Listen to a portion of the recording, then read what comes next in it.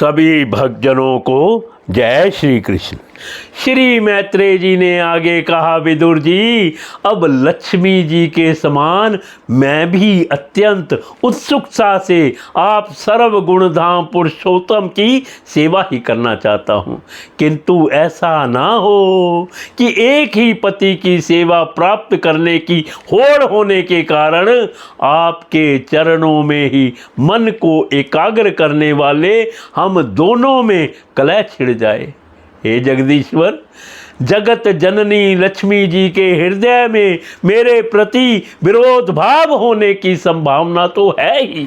क्योंकि जिस आपके सेवा कार्य में उनका अनुराग है, उसी के लिए मैं भी लालायत हूँ, किंतु आप दीनों पर दया करते हैं, उनके तुच्छ कर्मों को भी बहुत करके मानते हैं, इसलिए मुझे आशा है कि हमारे झगड़े में भी आप मेरा ही पक्ष लेंगे।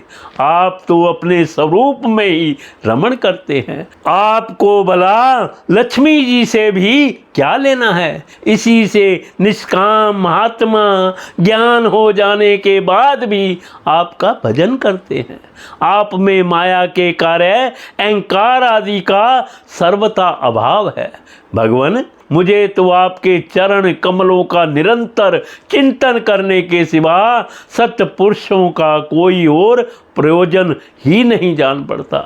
मैं भी बिना किसी इच्छा के आपका भजन करता हूँ। आपने जो मुझसे कहा कि वर मांग वर मांग वर मांग, सो आपकी इस वाणी को तो मैं संसार को मोह में डालने वाली ही मानता हूँ। यही क्या, आपकी वेद रूपा वाणी ने भी तो जगत को बांध कर रखा है। यदि उस वेद वाणी रूप रस्सी से लोग बंधे ना होते तो वे मोहवश सकाम क्यों करते। प्रभु, आपकी माया से ही मनुष्य अपने वास्तविक स्वरूप आपसे विमुख होकर अज्ञानवश अन्य स्त्री पुत्र आदि की इच्छा करता है। फिर भी जिस प्रकार पिता पुत्र की प्रार्थना की अपेक्षा ना रखकर अपने आप ही पुत्र का कल्याण करता है, उसी प्रकार आप भी हमारी इच्छा की अपेक्षा ना करके हमारे हित के लिए स्वयं ही प्रयत्न करें। श्री मैत्रेय जी कहते हैं, आदिराज पृथु के इस प्रकार स्तुति करने पर सर्व साक्षी श्री हरि ने उनसे कहा, राजन, तुम्हारी मुझ में भक्ति हो। बड़े सौभाग्य की बात है कि तुम्हारा चित्त इस प्रकार मुझ में लगा हुआ है। ऐसा होने पर तो पुरुष सहज में ही मेरी उस माया को पार कर लेता है, जिसको छोड़ना या जिसके बंधन से छूटना अत्यंत कठिन है। अब तुम सावधानी से मेरी आज्ञा का पालन करते रहो।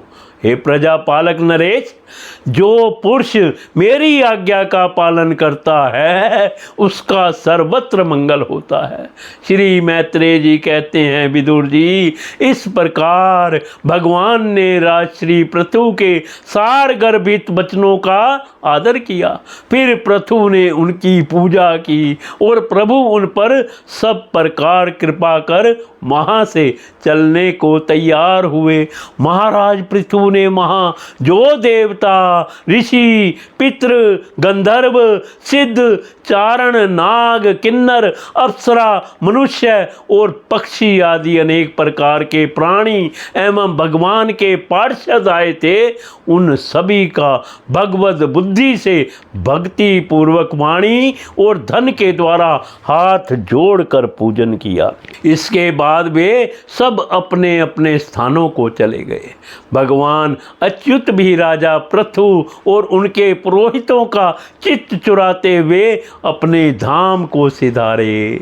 तदंतर अपना स्वरूप दिखाकर अंतर ध्यान हुए। अव्यक्त स्वरूप देवाधिदेव भगवान को नमस्कार करके राजा पृथु भी अपनी राजधानी में चले गए।